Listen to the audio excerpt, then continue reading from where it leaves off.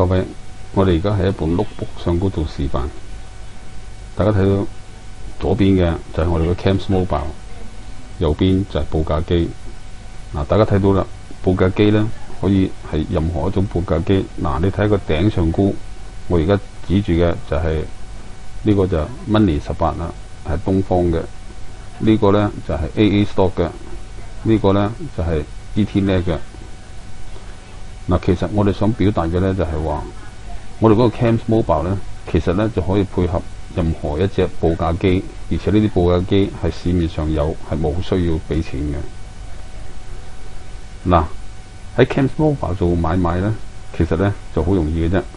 你輸入你自己嘅戶口號碼啦，然後咧就舉個例嚟講，我而家咧就輸入一個戶口號碼。呢個號碼咧，佢其實本身咧就係一個 AE 嚟嘅，佢可以管理唔同嘅客戶，所以咧 A18咁啦，佢就係管理 A18嘅戶口。如果打 M18咧，佢就管理 M18嘅戶口。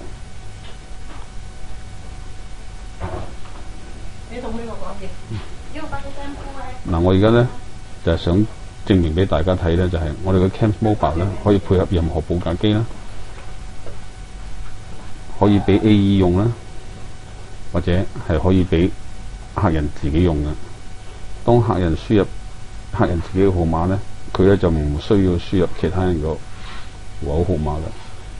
如果係 AE 咧，佢就可以輸入佢 AE 自己屬下客戶嘅戶口號碼啦。好啦，呢個示範咧就講到呢一度，多謝大家。